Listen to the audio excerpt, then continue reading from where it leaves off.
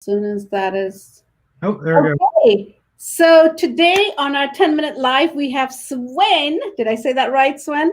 Sven, yep. Sven, there you go. And he's been in business for the past 8 years, right? As a full-time realtor. And I'm so excited to interview you for the next 10 minutes. So are we ready to go? Absolutely. Awesome. Okay, so you, right when we were talking in the back, you were sharing with me that your business increased 50% year over year. Tell us, how did you do that? Well, I don't know. I have a strong sphere, and I've had the good fortune of having a few people refer me out to, I don't know, somebody who gave me like 3 or 4, family members. Oh, wow. I have a couple of investors that have had success securing properties, and when they do that, it's basically 2 transactions. So Right. one that's gone through 3 flips now, and one that's hitting their 4th one right now. So, that's a decent amount of volume just from those few people. And then one of my big investors who buys and holds is repositioning their money from one area to the next area. So again, I think there's just a whole lot of things happening that's fortunate for me this year. And that is amazing. And for some people, it might not have been as good. So tell us a little bit about what has been your biggest challenge during COVID. For me, it's about slowing down. Wow, I hear you. Huh? I hear you on that one, slowing down. Yeah, slowing down and putting together the proper systems and processes to stay organized, because everything's just continuing to move forward for me. Yeah. And because of all of this, how do you stay positive and motivated? Well, I have set up the miracle morning, as they call it, where you get up and you drink some water, you do some exercise, you go over some things that you're grateful for. And I tend to end the night with gratitude. And I start small, just from the bed I'm sleeping on, the, vitality that I have, things like that just kind of continue to populate in my head day after day. I love that you say that, because I do the same thing. I write in my gratitude journal every evening, and I am so grateful for the day. I'm grateful for the week that is coming, and that keeps me positive as well. So right on, that's really, really amazing. Now, what would be 1 or 2 pieces of advice that you would give a new realtor coming in this industry, especially in this year that we've had? What would be a couple of pieces of advice what you would give? Number 1 is to stay organized. I'd say that the biggest challenge that I still have is organizing my conversations. Having the regularity and the consistency of conversations has just been so important to stay in flow with people and stay in touch, and just be there as a resource, be there as a guide, so to speak. So I'd say those are the 2 most important things, is that we're in a relationship business, and so on that, and being consistent with your sort of follow-up. Right. I totally agree with you on that as well. So we have a lot in common in that sense. Realizing that this is a relationship business that we're in, I think a lot of us don't stay true to that. We're so much in the momentum of let's take them out and let's get the deal done. But we don't recognize that this is something we're trying to build, is a relationship. And I think that's amazing that you say that, and nurturing it in the process as well. Yeah, and I've had quite a few past clients that reach out to me and say, hey, I'm trying to move houses. How can I do that? And without sort of sometimes the consistent touching, and that just goes to show that when you do the relationships right, I think people come back to you and ask you for advice. How can I get through this? Right. So that being said, what has been your biggest opportunity to grow your business over the remainder of the year? Leveraging YLOPO and Follow Up Boss to really put the pipeline for the future into a consistent follow-up. That I hear you on that one. Yeah. Getting some internet leads and some, past client follow-up sort of systematized a bit more. Mm-hmm. Yeah, so I think that that's probably the biggest opportunity for me is diving into and investing in sort of the future pipeline. Right.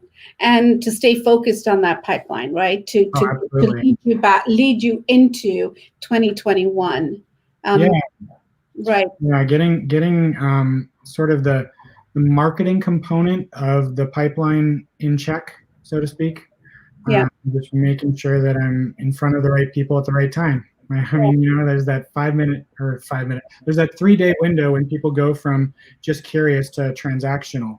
Right. And if you've lost them in that 3-day period, then they might use someone else. I think that is very important to realize. Now, knowing all of this about you, what has been your biggest challenge during COVID? I mean, we've had where we've not been considered as essential, then going into being essential, completely shut off and then shut back in, coming back on. What has been your biggest challenge, and how have you adjusted to that? So for me, the social component, the being around other people pretty regularly has been the biggest challenge because I'm a people person. So doing the either Zoom calls or the FaceTimes or the, just regular phone calls is more difficult for me than being face to face and, belly to belly, as it were. Right. So it's a bit more of a challenge for me to convey my trust building, rapport building personality to people through a digital means. So trying to figure out new ways to do that. Right. And talking about new ways, what are you? What systems have you implemented to kind of, besides Ylopo that you say, are there any particular systems that you've implemented in your business to actually gradually get you 50% higher every single year over year? BombBomb, has been a tool that I've started taking advantage of. Yeah. Recording some videos to share sort of the authentic nature of a conversation, and try to be more in flow with people through the BombBomb, and, share personality wise, kind of through email, I guess, and building some touches through BombBomb has been something I've implemented to, again, be virtual yet still face-to-face, or as they call it, one-to-one. Right. Yeah. BombBomb videos are amazing. I've seen great return on that as well myself, and I've implemented that in my business. And that has helped a lot as well. So yes, BombBomb. Any other things that you have made significant adjustments to during COVID? Well, I'm definitely moving forward with building relationships with like wholesalers, people that are, off market properties, Okay. Things to try to generate, some deals that are not on the MLS.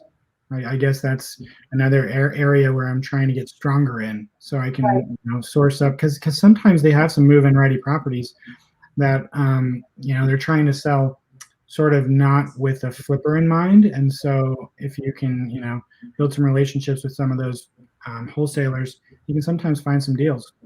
Right, exactly. And doing something out of the box. Yeah.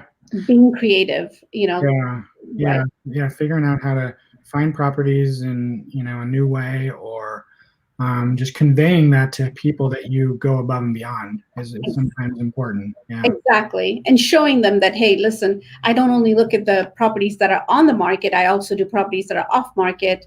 I also talk to wholesalers and lenders or whoever I can. That's awesome. That's what we have to do in our business, is be different. What makes you different versus someone else, and what is it that you're bringing for your client to the table, right? Sure. Absolutely. Yeah. What does a typical day look like in your real estate business? So I try to get to the office by between 9 and 10, and I'm in my sort of follow-up process with real estate leads or different people that have raised their hand. And so I try to get in touch with the people who I have past conversations with to follow up on them. I then go into sort of deal flow nurturing, making sure that each of my processes for the transactions that I'm working or the listings coming up, that I make sure that those are all in check, and then I save the afternoons for appointments when I have them, or trying to work on the business and build more systems or more flows and things like that. That's amazing. Well, we're almost, we're actually right at the top of the hour, so to speak.